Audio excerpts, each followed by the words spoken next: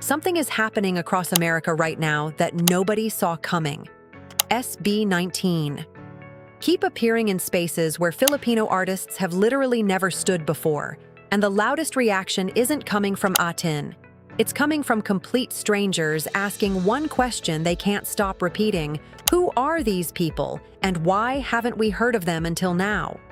Let's talk about what a genuine American breakthrough actually looks like, because it almost never resembles what people imagine when they picture that moment happening.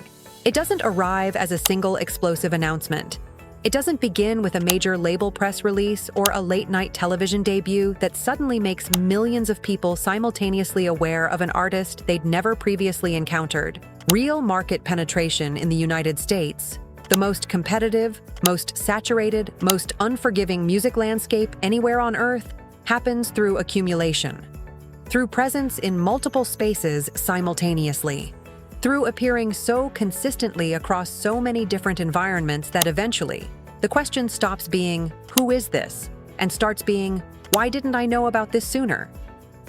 That is precisely the process unfolding around SB19 across America right now.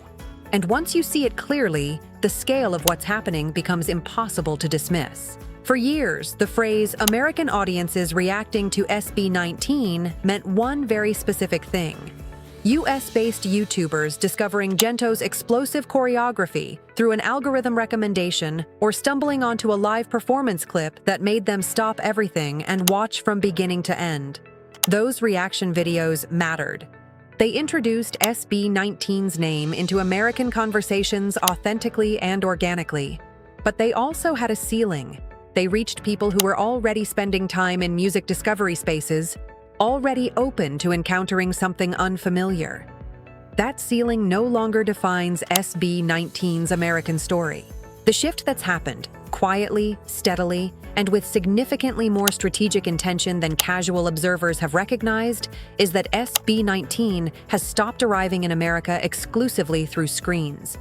They are stepping physically into major American cultural and music industry spaces. They are standing in rooms that shape how the entire US music industry thinks about which artists matter globally.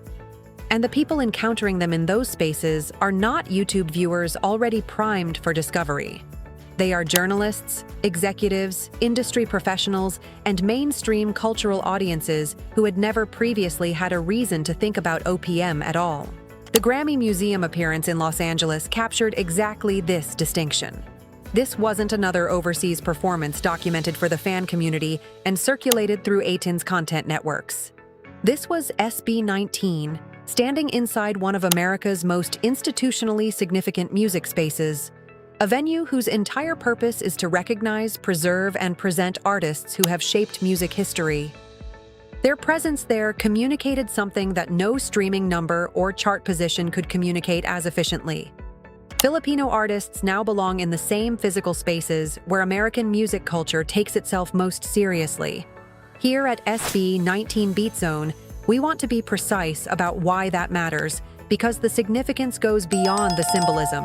Visibility in institutional spaces creates a completely different quality of curiosity than algorithmic discovery does. When someone encounters SB19 through a YouTube recommendation, the discovery happens within a frame they're already familiar with: online music content, performance videos, fan reactions. When someone encounters SB19's name and story inside the Grammy Museum, inside American sports culture spaces, inside major festival coverage that mainstream US media is reporting on for completely different reasons, the discovery happens inside a frame that immediately signals, "This is something I should already know about. Why don't I?" That specific form of curiosity, the kind rooted in mild embarrassment about what you've been missing, converts at a dramatically higher rate than passive algorithmic exposure. It motivates active searching rather than passive scrolling. And SB19's American presence has been engineered, whether intentionally or through the natural result of their trajectory, to generate exactly that reaction across multiple completely different spaces simultaneously. Music institution, cultural events, sports-adjacent appearances, and then Lollapalooza, the festival that operates as the single most effective commercial and media pressure test in American live music. Lollapalooza deserves specific attention in this conversation, because what it demands from artists is fundamentally different from every other type of American appearance. When SB19 stepped onto that Chicago stage, they were not performing for a room of people who had spent weeks in anticipation.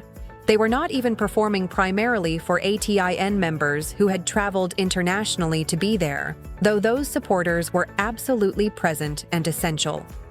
They were performing for a genuinely mixed, genuinely unpredictable festival crowd that included casual attendees wandering between stages, journalists covering the event for mainstream outlets, industry professionals monitoring which acts generated genuine crowd responses, and fans of completely different artists who happened to be in the right location at the right moment.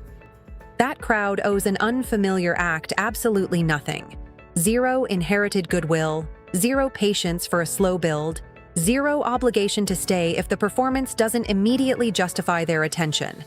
This is the environment that reveals whether an artist's appeal genuinely crosses cultural borders, or whether it only functions inside communities already built around shared appreciation. SB19 arrived at Lollapalooza having already spent years preparing for exactly this test without ever framing it in those terms. Every international tour stop, every performance in front of audiences without prior context, every stage where they had to earn attention from people who didn't know their catalog, all of it was preparation for Chicago.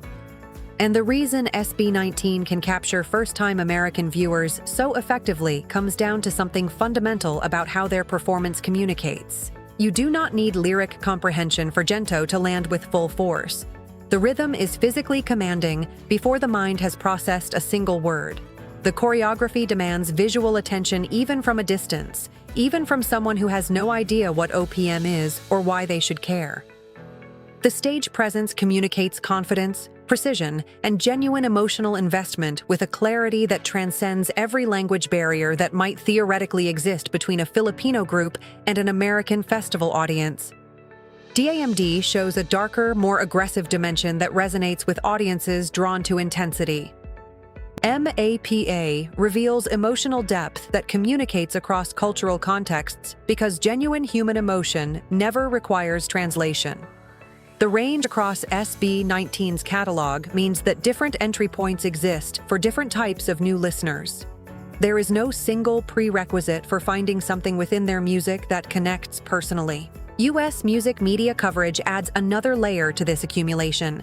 A Billboard interview, major festival coverage, or a performance clip shared through mainstream entertainment channels places SB19's name in front of audiences who would never independently search for Filipino music.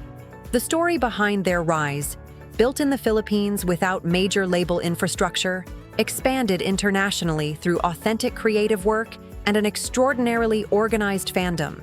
Breaking into spaces the industry had implicitly reserved for artists from more established markets, is inherently compelling to American audiences who respond to genuine underdog trajectories. But SB19's story has evolved past the underdog frame at this point. That's the part of their current American chapter that carries the most interesting tension. They have already achieved significant success. The Lollapalooza booking, the Grammy Museum appearance, the DAMD Billboard chart history, the Sony Music Japan partnership, these are not the accomplishments of a group still trying to prove they deserve international attention. They are the accomplishments of a group that has already proven it and is now navigating the specific challenges of converting established momentum into genuinely lasting global recognition. Their most powerful advantage in that process is something the American market has become increasingly hungry for: authentic differentiation. SB19 are not arriving in the United States carrying a modified version of themselves designed to feel more palatable to Western audiences. They are not softening their Filipino identity, adjusting their sonic DNA, or repackaging their cultural specificity into something more generically global. They are bringing exactly who they are. And in a music market saturated with calculated, formula-driven content, that refusal to compromise reads as something genuinely rare. Difference, executed with skill and conviction, cuts through noise far more effectively than imitation of what already exists. and ATIN operates as the amplification infrastructure that ensures every American appearance reaches its maximum potential visibility. Before SB19 even arrives at a venue, ATIN is already active, promoting the appearance, generating online conversation, organizing attendance, creating content that circulates through platforms before, during, and after the performance. This fandom doesn't function as a passive consumer audience. It functions as an active, globally distributed media network that makes SB19's presence in any space significantly louder than it would be without that coordination behind it. The question circulating most loudly in American music conversations right now is not whether SB19 can penetrate the US market. That process is already visibly, measurably underway. The real question, the one that makes this moment genuinely exciting to watch in real time, is how far the current trajectory carries them from here. More festival invitations built on the Lollapalooza data. Broader mainstream media coverage generated by the accumulated story of their American appearances. New collaborative opportunities emerging from industry connections made in rooms SB19 is now physically occupying.